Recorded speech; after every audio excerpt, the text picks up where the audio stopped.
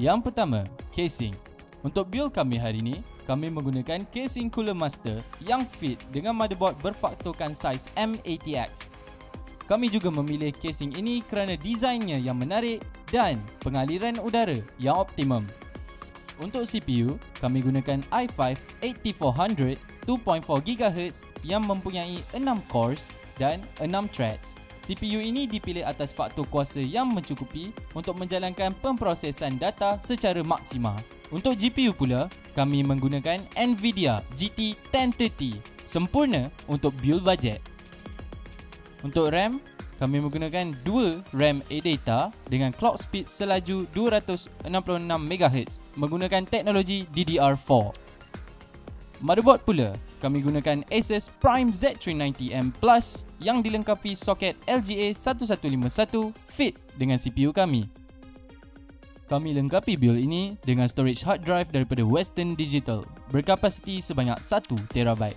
Dengan kapasiti sebanyak ini, ianya mampu untuk menyimpan lebih banyak data. Power supply Cooler Master MWE 400W menghidupkan PC ini. Power supply ini dilengkapi pengiktirafan 80+ silver dan mengelakkan daripada penggunaan elektrik yang berlebihan. 5 kipas akan digunakan dalam PC ini untuk memaksimumkan pengaliran udara. Ini bagi menjaga kestabilan suhu hardware PC semasa beroperasi.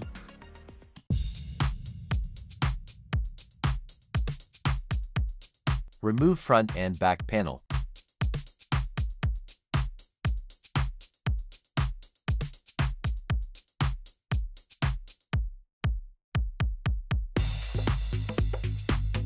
Install CPU on the motherboard.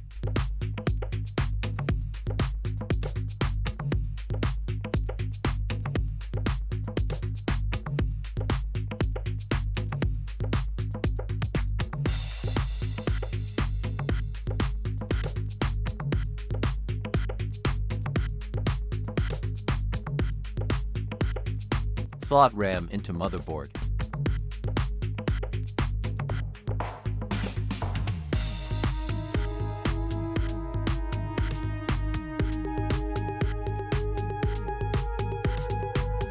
Install CPU cooling system.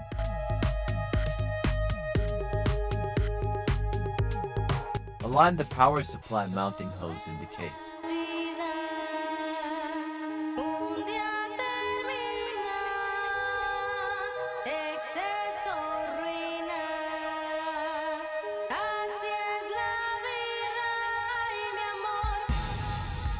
Connect CPU fan cables to MOBO.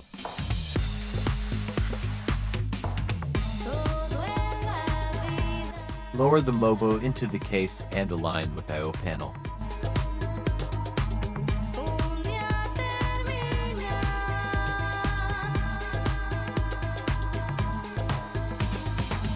Mount the case fans.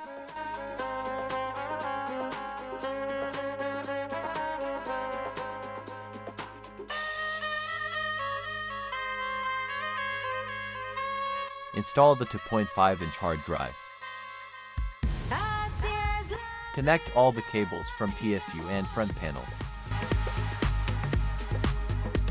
Install the graphic card unit into PCIe slot. Close the front and back panel.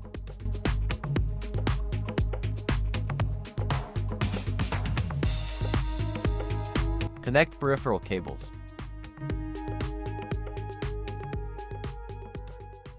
Bagi pelajar yang berminat dalam bidang teknologi maklumat atau computer science, adalah digalakkan untuk mereka mengetahui semua fungsi-fungsi hardware dalam PC dan cara mengendalikannya. Juga memahami dengan lebih mendalam tentang reka bentuk sebuah komputer. Dengan itu, terbuktilah bahawa komputer merupakan sebuah utility yang signifikan pada era ini, sejajar dengan perkembangan teknologi.